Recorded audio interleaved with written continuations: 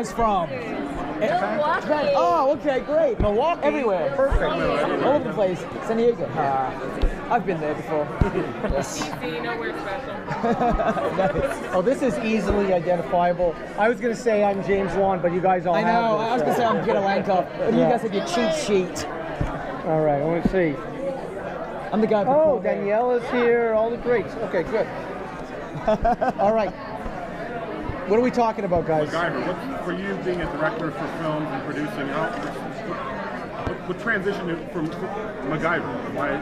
Why MacGyver? Well, I mean, geez, you know, this is my first TV experience, right. and you know, firstly, I'm very lucky to work with Peter Lenkov here, who is who's a genius and a super professional in this world. I mean, like, he freaking knows everything about this world, and so, you know, I've wanted to make MacGyver for a long time. You know, back when it was a feature film, and you know, and so I've been tracking it over the course, and when Peter came along.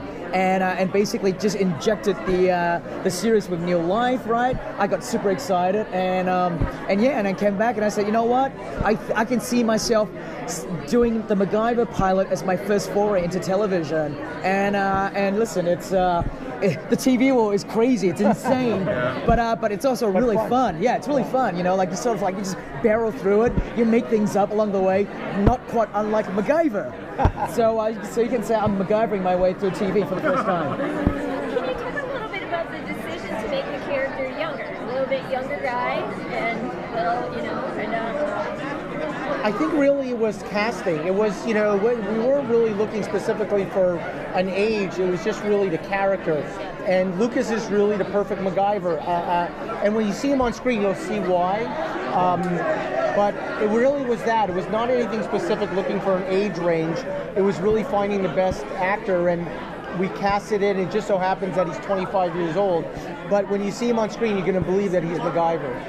And can you also talk about the relationship between he and George? Because at the panel, the two of them, you know, they were watching each other when they spoke. And oh, so you were on the you saw the panel? I came to the panel. Okay, great. So you give me what do you think? What's your takeaway from that? Well, the first thing that I noticed was that, you know, you have a cult figure character, main character here, to watch the different levels of fans and the screaming and what people were screaming and yelling about. That was awesome to see. And then to watch the two of them, and they were talking about, you know, kind of like, do you have a father-son here going, but you actually had two guys who were just really connected as individuals. Yeah. I didn't go, George is this age, and yeah, exactly, yeah, and that's how it is on the show. Yeah, which is great. You know, it's interesting because when I did Hawaii Five-0, I wrote an origin story.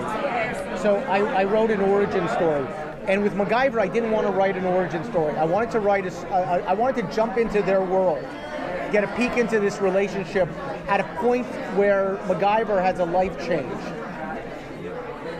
And I wrote the story of their relationship as the relationship you see, George, and so that relationship like was cast dependent, like the chemistry, all that stuff was dependent because it was in the script, that relationship, that like the bromance, the older brother, younger brother relationship, and it just so happens that we really cast this thing so perfectly because what you see on stage is what you see on screen, and what I always imagined the relationship to be when I was writing the script. So we're jumping into a relationship that feels very fully formed. It feels like characters who have known each other for a long time, which they do in the story. And we're just very lucky casting-wise because those guys genuinely, and you know, you always hear horror stories about relationships with actors, they genuinely adore each other. And they have that kind of relationship that you dream when you're casting a show, because that's lightning in a bottle. That chemistry is going to be the reason you're going to tune in every week.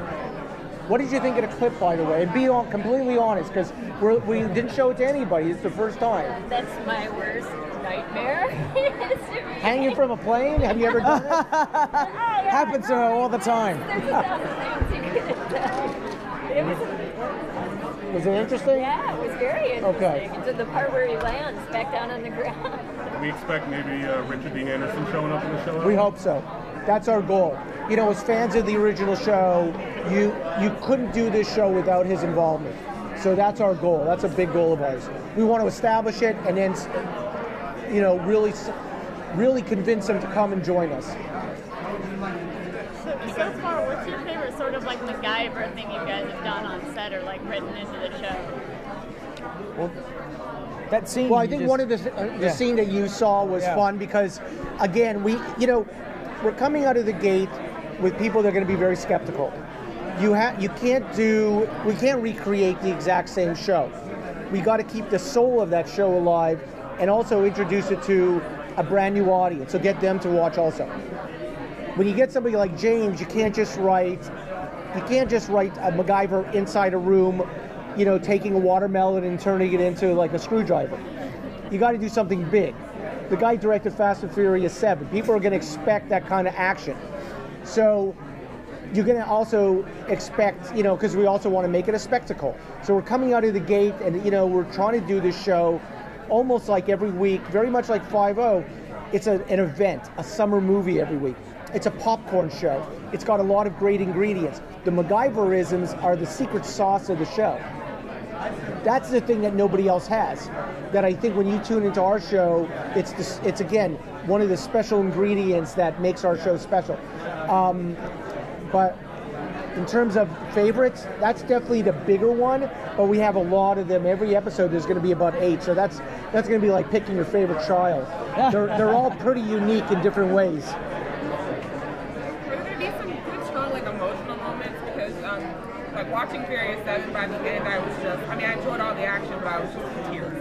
Yeah. Listen, I mean, for me, it doesn't matter whether I'm doing an action movie or a horror film, or the Conjuring films. It's all about the characters, and that's what that's what I love about these two guys is they've got such great chemistry between each other, and it's really the story between the two of them and how well they get along and who MacGyver is right along the ways. And so if you can get that right, then all the action stuff is cream on the cake. All the set pieces is just cream on the cake that just makes everything so much more, tastier. But that's the first thing we want to focus on. There is a lot of heart. There's a lot of heart in the show. I mean, sorry. Last question. Yeah, there's a lot of heart in the show. And there have been no hauntings on set? Yes. There was a creepy ghost that hangs around the set all the time, but that just happens on all my shows. Seems like. Yeah. Cool. Awesome. Thank you so much. Thank you guys. Thank you. Thanks for your time.